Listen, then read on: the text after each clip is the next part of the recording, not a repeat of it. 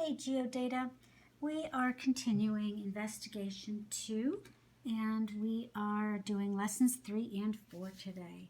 So we're going to start in your books on page 106 and we're going to be talking about the Pythagorean Theorem.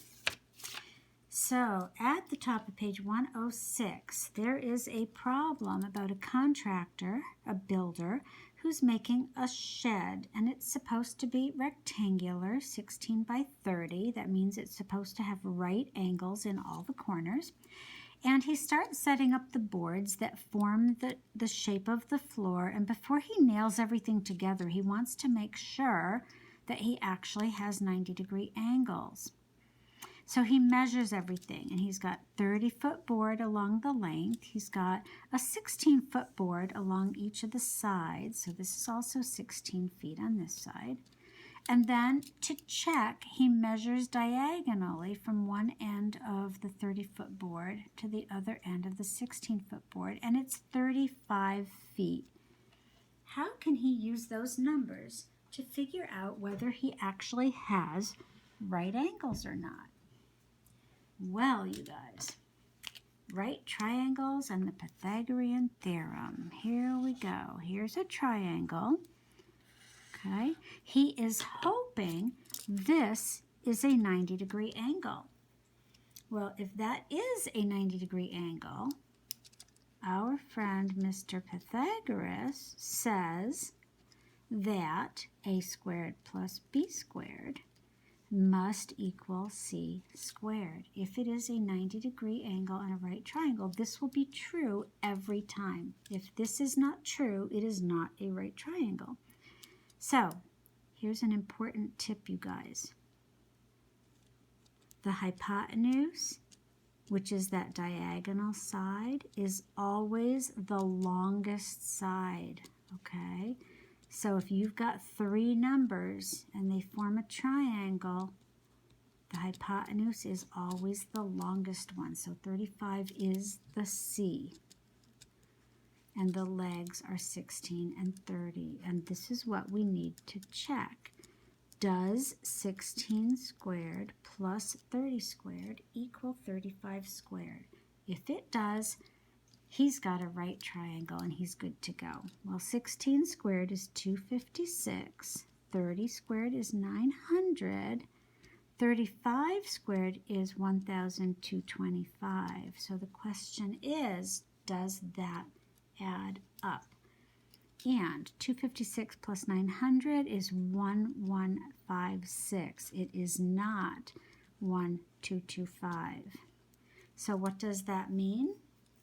That means this is not a right triangle. That is not a 90-degree angle. Okay, so he's got to go back and kind of rearrange his boards a little bit. Shove those boards a little closer together and make that be a 90-degree angle. Okay. And in real life, guys, carpenters really do use geometry, right? Because you have to build buildings with nice right angles. You can't have things all crooked. Okay. And in fact, carpenters and builders have been doing that since ancient times. So in ancient Egypt, when they were building the pyramids, you know, the pyramids had nice square corners. How did they do that without calculators? Well, they would actually carry a rope that had 12 knots, right? So you've got this long rope with knots evenly spaced along the rope. And they would use that rope to check their measurements and make sure their corners were square, make sure they were 90-degree corners. And how could they do that? Well, they would stretch that rope so that one side of the rope, one section, was exactly 3 sections long between the knots. One part of the rope was exactly 4 sections long.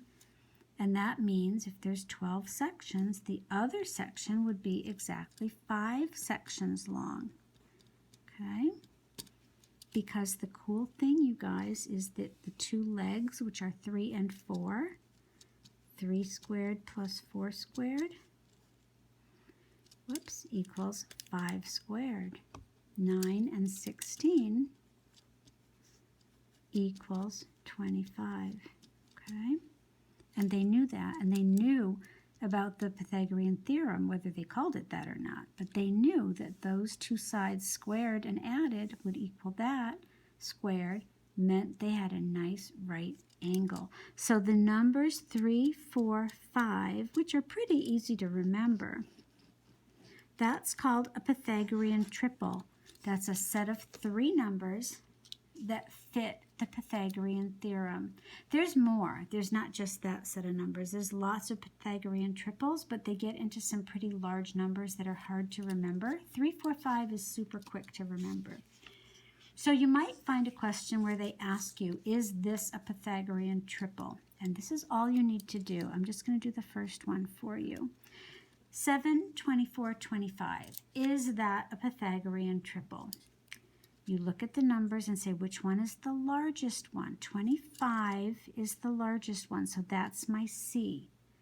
And all you're going to do is check, is this true? Okay, so you just put in your numbers. Your legs are the 7 and the 24. So 7 squared plus 24 squared. Does that equal 25 squared? That's your big question. Okay, 7 squared is 49. 24 squared is 576. 25 squared is 625. 49 and 576 is 625. So yes, that is a Pythagorean triple, and it forms a right triangle. Okay? So we're going to keep talking about right triangles, and we're going to talk about similar triangles.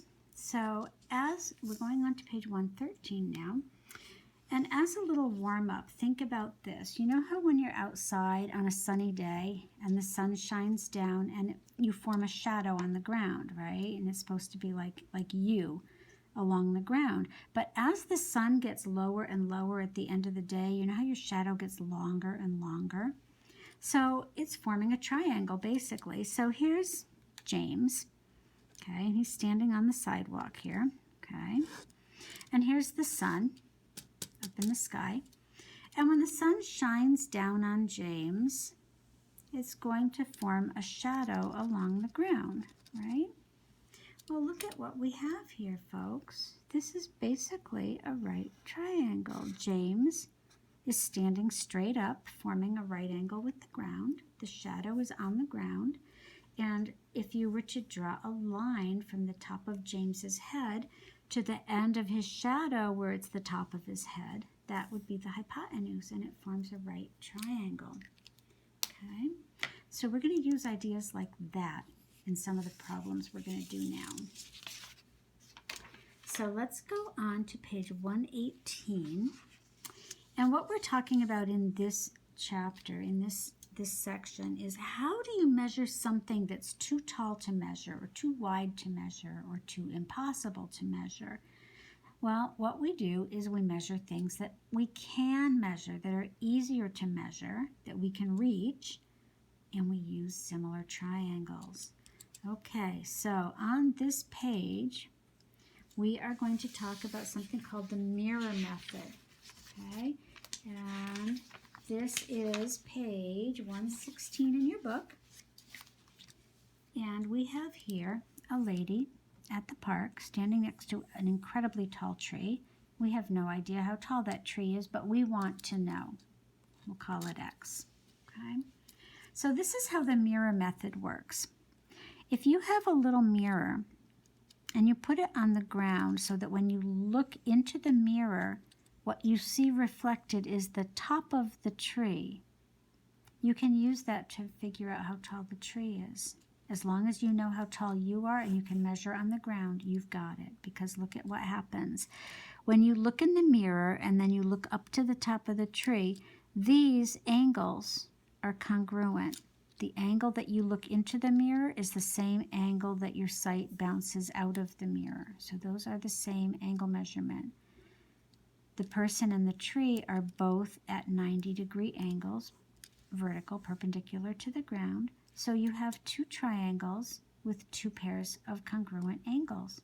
You have angle, angle. So you have similar triangles, and we can use proportions to figure out the missing length. Okay, so let's set up a proportion, like with scale factors, right? So we just have to keep like with like. You have to keep the same thing. So if we want to measure the height of the lady compared to the height of the tree,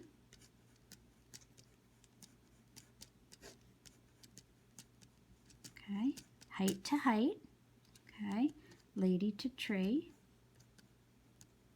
that's going to be the same proportion as measuring the distance on the ground for the lady and the distance along the ground for the tree, okay? Just have to keep everybody in the same positions, okay? Lady, tree, height to height, ground to ground. So here's the numbers. We know how tall the lady is. She's 5.5 feet tall. We don't know how tall the tree is. Call it X, okay? How far is the lady standing away from that mirror on the ground? She's standing 4 feet away. Now be careful. How far away from the mirror is the tree? The lady is 16 feet from the tree. This is 4 feet between her and the mirror. So between the mirror and the tree is 12 feet. So be careful. Sometimes that's hiding in a problem. Okay? So comparing her height to the tree height is the same factor as comparing her distance to the tree distance. So you can cross multiply. 12 times 5.5 equals 4x. 12 times 5.5 is 66. Divide by 4. And x is 16.5 feet. And that's how tall the tree is. Okay? Now, in the whiteboard chat, you're going to do something similar with proportions, but what we're going to be looking at is more like shadows, okay? So I'll just show you. In the whiteboard chat, you're going to be looking at a problem where you have the lady and the tree. The tree has a shadow. We have no mirrors this time. The tree has a shadow, and the lady's going to stand so that her shadow lines up with the tree shadow, and they both end at the same point, okay? And you've got a little triangle here between the lady and her shadow, and you have a big triangle here between the tree and its longer shadow. And you know what? You can do the same thing setting up a proportion. So you're going to do that in the next whiteboard chat when you go back after the video is over. Okay. Another thing we're going to use similar triangles for on page 118 at the top. You might see guys sometimes like there's workers standing on the side of the road with, it looks like a camera on a tripod, and it looks like they're measuring, like they're looking at a building or they're looking down the street. They're doing this. They're measuring distances that are too hard to measure. So they measure things that are easy to measure, and they use comparisons. They use proportions to calculate the bigger distances. And that's what we're going to do right here. So in this situation, you guys, you and your friend are standing on the opposite sides of this river, and you can't measure how wide the river is because how are you going to do that? You don't have a boat and there's no bridge, okay? So here's you on this side. There's your friend on the other side, okay?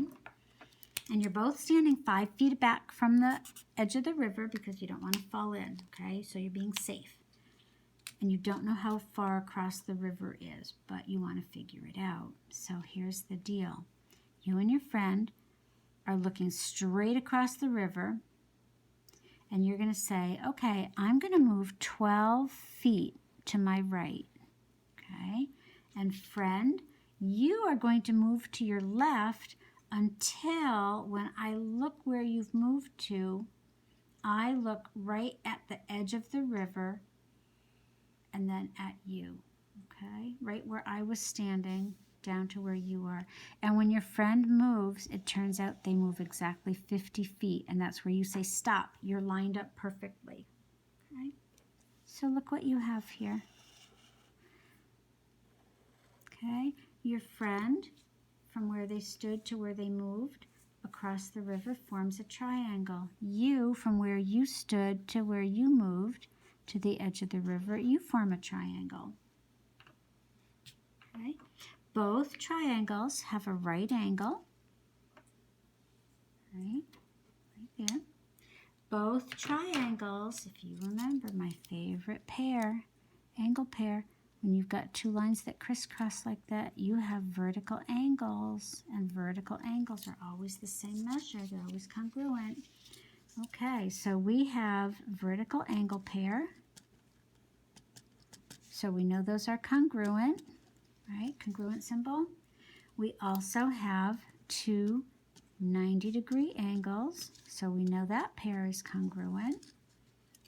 So you know what?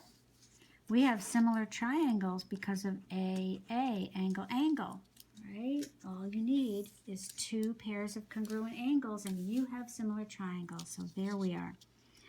So let's calculate the distance. Let's do a proportion, okay?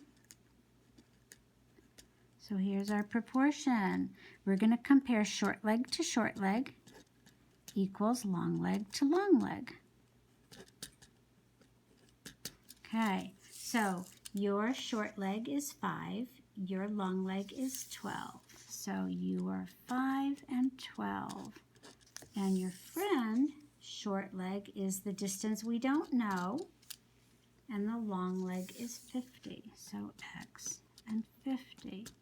So 5 compared to x equals 12 compared to 50. And you cross multiply.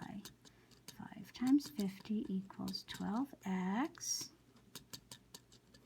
Divide by 12, and x is 20.8 feet. Okay, now the only thing is the width of the river, they call it a creek, it's not x. X goes all the way to where your friend was, and they were 5 feet back from the edge, right? So that 20.8 includes that 5 feet. So the width is actually 20.8 minus 5, or 15.8 feet. All right? And you're going to do another problem similar to this in the whiteboard chat. So I will meet you back there. Bye, guys.